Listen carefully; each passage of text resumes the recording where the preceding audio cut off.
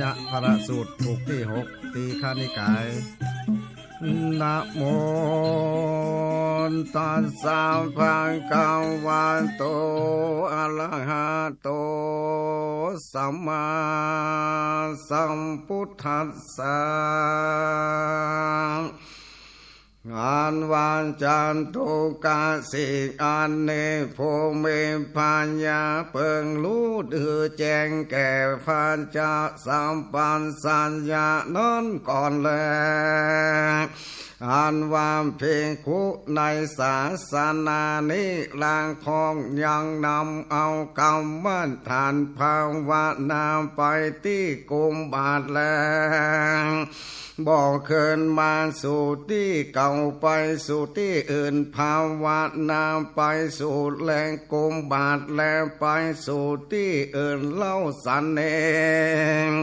ถ้าหลับอันเสียงวันแล้วเคินมาที่เก่าก็ดีบอกเคินมาไปที่อื่นก็ดีอันว่าเพลงโคนโตนี้เจอวาลาแหลินตานาพันจาหาลติภาวนาไป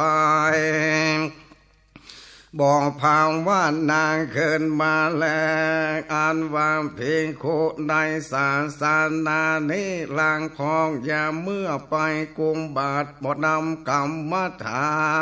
น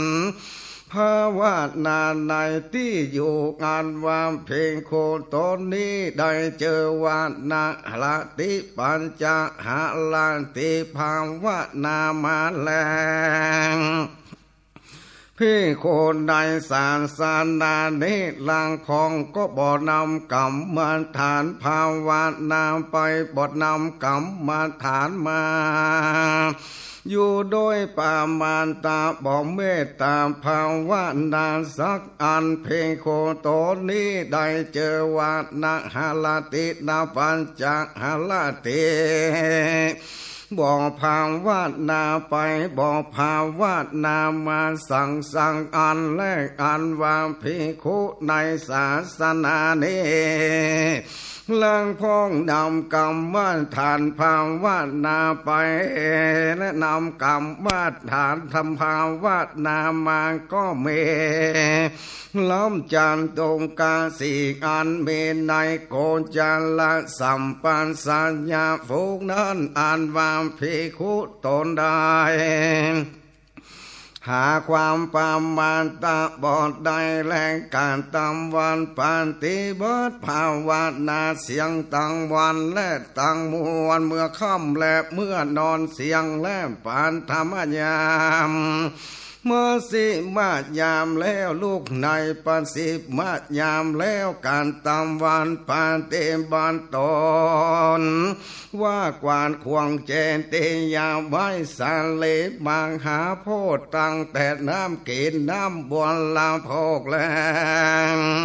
ก็ตำโอภาสายาวันและอาจารย์เลยยาวันแล้วการตำจำลาตนดีแล้วเข้าไปสู่เสนาสนานั่งอยู่ดังอันก็ดีภาวนาอยู่และถึงยามเดินไปกุมบาทลุกโดยสติแห่งตนและเอากรรมฐาน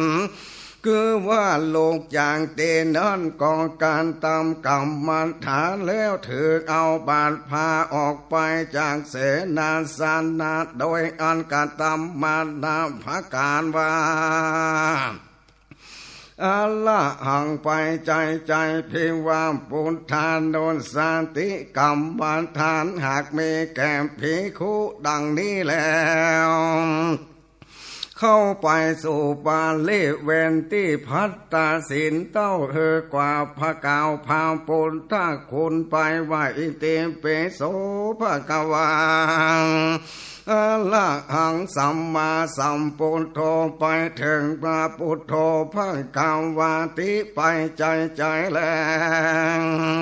อันว่ากรรมฐานอันอื่นภิและมีแก่ภิกขุดังอันวามภิกขุสังวาสไว้ยังกรรมฐานอานันต์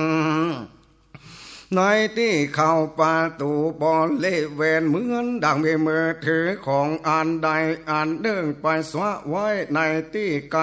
หัวคันได้แล้วขึ้นไปสู่เสนาสนะก็ถือเอาอย่างปุณทางกุลมีตนว่าอินติมปิโส